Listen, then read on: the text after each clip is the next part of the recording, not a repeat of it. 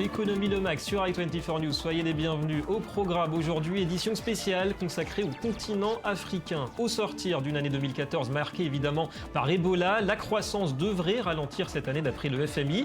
Est-ce suffisant pour freiner la marche en avant de l'une des régions les plus dynamiques au monde? Chute des cours de matières premières, insécurité ou contagion du ralentissement chez les émergents? Malgré ces menaces, les investisseurs semblent rester confiants. Un expert d'Ofzera nous accompagne aujourd'hui.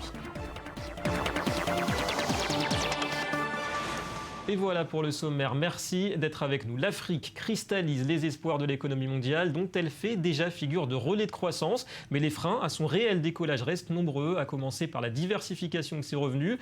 On débute cette spéciale par la question des matières premières. Et on le sait, globalement, en Afrique subsaharienne, elle constitue toujours le nerf de la guerre. Illustration en Côte d'Ivoire, le pays du cacao. Le nord du pays est devenu un Eldorado minier. Mais à long terme, est-ce vraiment une bonne nouvelle? Reportage sur place à Tongon. Au pays de l'or, dans le nord de la Côte d'Ivoire, le village de Tongon a connu un véritable bond en avant. Depuis 4 ans, l'entreprise sud-africaine Randgold exploite une mine d'or à quelques kilomètres et la vie des villageois a changé. L'électricité et l'eau potable sont arrivées, ainsi que des écoles et un centre de soins. Sur les façades, difficile de manquer le nom du bienfaiteur. Randgold semble se substituer au pouvoir public, mais le Premier ministre ivoirien en visite voit ses investissements d'un bon œil. Tongon ne soit pas une oasis de prospérité dans un désert de misère. Je pense que ce n'est pas le cas. Il va y avoir un travail conjoint pour aller d'avant. Le gouvernement veut accompagner le développement local, mais face aux demandes du chef de village, difficile de ne pas se tourner vers le généreux donateur. Il a souhaité qu'on puisse construire un château d'eau. Je me suis tourné vers le président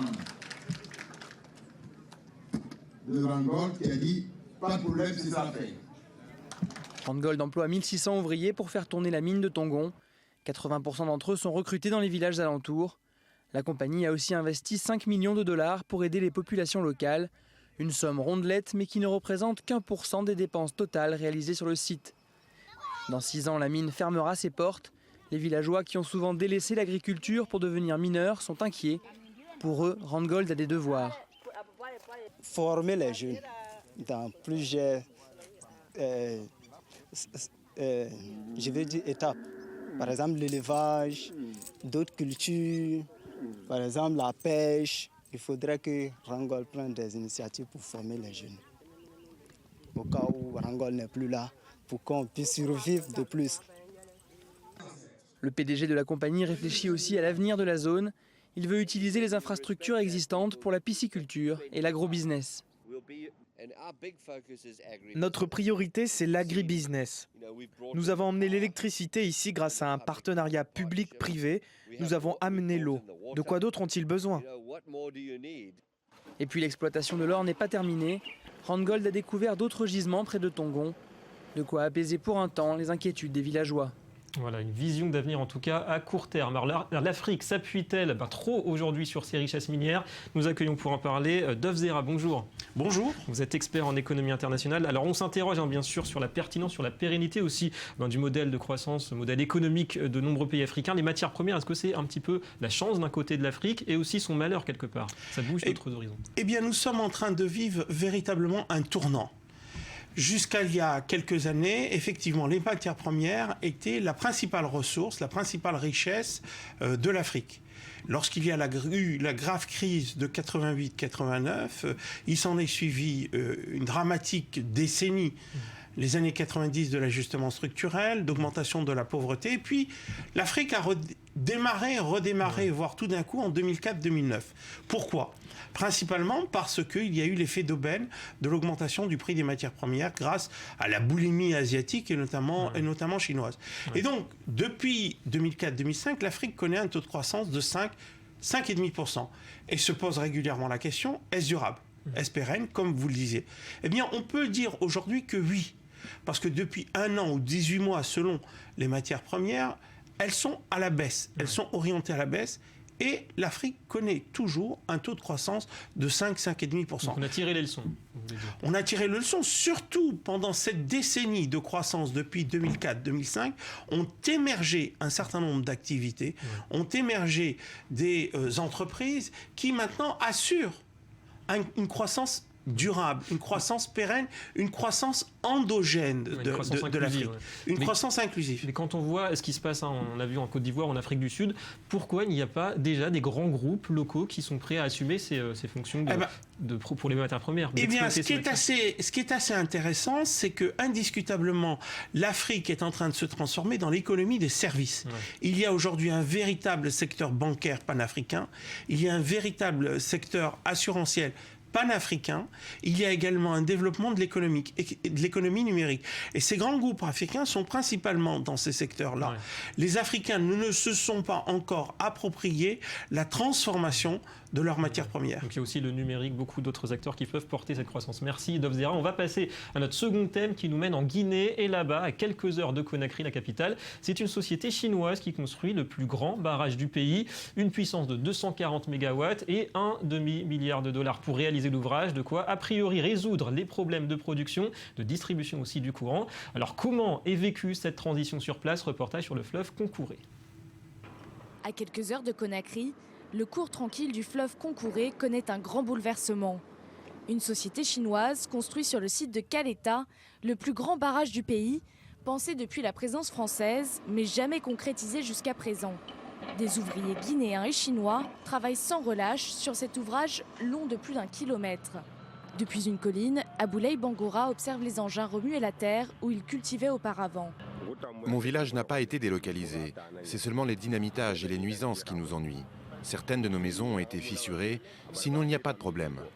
Je n'étais pas encore né qu'on parlait déjà de ce barrage. Je ne pensais pas le voir un jour se réaliser de mon vivant. C'est une grande chose. Après des études en Chine et au Canada, Moustapha Kallo est retourné en Guinée pour participer au développement de son pays. Aussi historique soit-il, Caleta n'est qu'un début dans la course à l'indépendance énergétique de la Guinée. Pour le moment, 240 MW est peu dans le besoin en électricité de la Guinée. C'est prévu pour la capitale Conakry, l'usine de Fria et quelques villes à l'intérieur de la Basse-Guinée. 3 villages en zone inondable vont être déplacés sur les collines environnantes. Les habitants de Kassia vont être relogés sur ce nouveau site. Les maisons sont neuves et en dur, mais les villageois s'inquiètent. Nous sommes contents de pouvoir déménager dans des maisons neuves, en dur, assez spacieuses, mais nous sommes inquiets car nous ne savons pas comment nous allons vivre là-bas. Le barrage va inonder nos cultures, nous n'avons pas accès au fleuve dans le nouveau village et les arbres promis par le gouvernement n'ont pas été plantés. Selon les villageois, aucune autorité n'est encore venue apporter des réponses à leurs inquiétudes. Du côté des responsables du projet, on annonce que l'économie locale sera soutenue. Les habitants dont le déplacement va débuter seront également reliés à l'eau et à l'électricité. Mais avant d'être un enjeu environnemental et social, Caleta est surtout un enjeu politique. Pour le président Alpha Condé, apporter l'électricité à la capitale 57 ans après l'indépendance représenterait un atout certain en vue de la présidentielle cette année. Voilà, enjeu majeur que celui de l'électricité. 600 millions d'Africains aujourd'hui n'y ont pas encore accès. Alors quel type d'énergie pour accompagner l'essor de cette économie africaine? Dov Zera, quand on parle de croissance en Afrique, on parle de développement pour à peu près 1 milliard d'individus. Est-ce que ces États, la Guinée, le Congo aussi ou l'Éthiopie, avec ces barrages, ils font le bon choix? Celui de l'énergie hydroélectrique, c'est la meilleure solution aujourd'hui? Écoutez, en ce qui concerne la Guinée, c'est un potentiel énorme. Avec le Fouta de Jalon, la Guinée est ce qu'on appelle le château d'eau de l'Afrique de l'Ouest. Donc fournisseur potentiel de la région. Fournisseur potentiel de toute la région grâce aux interconnexions qui existent pour la plupart d'entre elles. Nous savons très bien depuis longtemps que, comme pour l'énergie nucléaire, l'énergie hydroélectrique pose des problèmes environnementaux. Biodiversité, atteinte à la biodiversité, déplacement des populations. Et généralement, on a constaté qu'après un barrage, l'agriculture s'est orientée vers une agriculture intensive et que l'agriculture familiale était quelque peu pénalisée. Ouais, une vraie mutation. C'est une vraie mutation. Compte tenu de ces contraintes, il y a eu des discussions entre la Banque mondiale et les ONG, et un protocole d'accord a été conclu il y a déjà quelques années sur le mode opératoire de construction d'un barrage et de gestion d'un barrage. Et donc, quand on respecte ce mode opératoire, et donc qu'on préserve notamment principalement la biodiversité, vous l'avez vu d'ailleurs dans le reportage, la replantation des arbres, eh bien, c'est indiscutablement une énergie abondante qui existe. Vous n'avez pas cité le Cameroun, et qui en plus est bon marché par rapport à d'autres énergies comme le solaire ou l'éolien. Le meilleur compromis pour l'instant. Merci Dovzera. Troisième et dernier volet de cette spéciale, on va parler des infrastructures et du défi de l'urbanisation. On va se rendre au Rwanda. Les autorités rêvent de faire de la capitale Kigali le Singapour de l'Afrique, ni plus ni moins. Alors les projets de construction se sont multipliés ces dernières années avec une croissance économique à 8% pendant 10 ans. Mais le récent ralentissement va-t-il refroidir les investisseurs? On regarde ce reportage. Dans le centre-ville de Kigali, la ronde des grues est continuelle. En 2010, la capitale du pays des 1000 collines a adopté un plan des plus ambitieux et se rêve en Singapour de l'Afrique.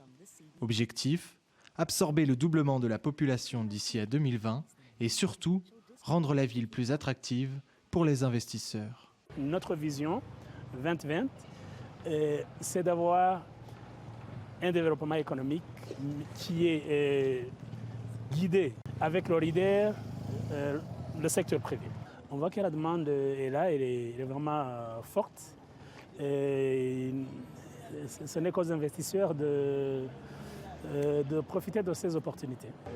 Dans ce qui doit devenir le centre financier de la capitale, les propriétaires et les petits commerçants sont priés de gagner de la hauteur ou de partir. Une nouvelle, parfois difficile à avaler. Ça va nous coûter cher. Justement, nous allons perdre nos clients. Parce qu'il y a 7 ans ici, mes clients me connaissent ici. Ça va me demander de les informer où je vais aller. Si des projets financés jusqu'à présent sur des fonds publics et proches du gouvernement sont déjà sortis de terre, d'autres ont pris des années de retard, à l'image de ce centre de conférence. Certains terrains à construire restent désespérément vides. Le Rwanda aurait-il rêvé trop grand? Ça reste ambitieux parce que si on regarde ce qui est planifié, les bâtiments en hauteur, ça évolue aussi avec la mentalité de la population. Est-ce qu'on peut vivre en hauteur? Est-ce qu'on peut travailler en hauteur? Est-ce qu'il y aura une population qui va croître pour occuper tous ces bâtiments? Et le tout dépendra de l'évolution économique. Après une moyenne à plus de 8% sur les 10 dernières années, la croissance du PIB a marqué le pas en 2013 à 4,6%. Même si les prévisions pour 2014 sont de 6,5%, les investisseurs extérieurs ne se pressent pas. J'entends souvent de la part de nos clients une certaine crainte au vu des 3 ou 4 gros projets qui sont quand même d'une certaine importance qui ont été faits, disant moi je vais construire mes 16 étages dans 3-4 ans, est-ce que le marché ne sera pas saturé? Certains observateurs pointent même un risque de création de bulles immobilières si la capitale continue de se développer à marche forcée. Mais les autorités démentent et rassurent, comme Rome, Singapour ne s'est pas fait en... Rome, Singapour, des références qui en disent long sur l'ambition de Kigali. Dovzera, l'avenir de l'Afrique, ça passe aussi par des grands pôles urbains. Ça vous paraît réaliste, ces ambitions aujourd'hui? Les pôles urbains, ils vont se créer naturellement.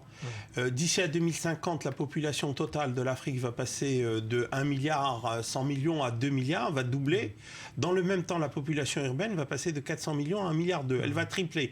Donc, alors que la population totale double, la population urbaine triple. Vous pouvez imaginer les défis que cela représente en termes d'aménagement, de voirie, de transport, de logement. C'est énorme le défi auquel les villes africaines vont être confrontées.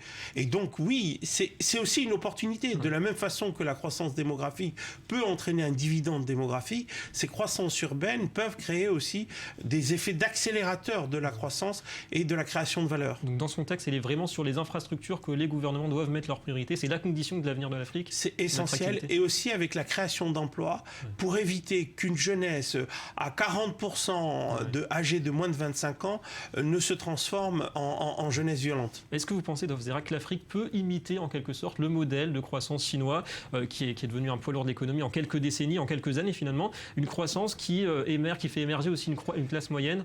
On le voit déjà. Oui et non. La grande différence, c'est que la Chine avait un potentiel de formation des élites beaucoup plus important qu'il n'existe aujourd'hui en Afrique, et il y a un problème de formation. Et puis aussi, deuxième différence, c'est qu'il y a une méthode africaine. On la découvre a posteriori. On a découvert ce regain de croissance dans les années 2000 après une période catastrophique des années 90 parce qu'il y a une capacité de résilience des Africains, une capacité de développement, et donc ils sont en train de démontrer que peut-être qu'ils n'auront pas besoin de s'industrialiser et ils vont passer peut-être directement à l'économie des services. Il y a une méthode africaine, mais je dois dire que ce n'est que plus tard qu'on découvrira ce process et qu'on analysera comme une sorte de modèle. Ce qui est le plus important, c'est qu'aujourd'hui, cette croissance est en train de devenir inclusive, endogène. Croissance inclusive, c'est le mot de la fin. Merci beaucoup, Dov Zera, pour l'ensemble de ces explications. C'est tout pour cette édition d'Économie Le Mag. Merci à vous d'avoir été avec nous. La suite de vos programmes, la suite de l'info, c'est tout de suite sur i24 News. Restez avec nous.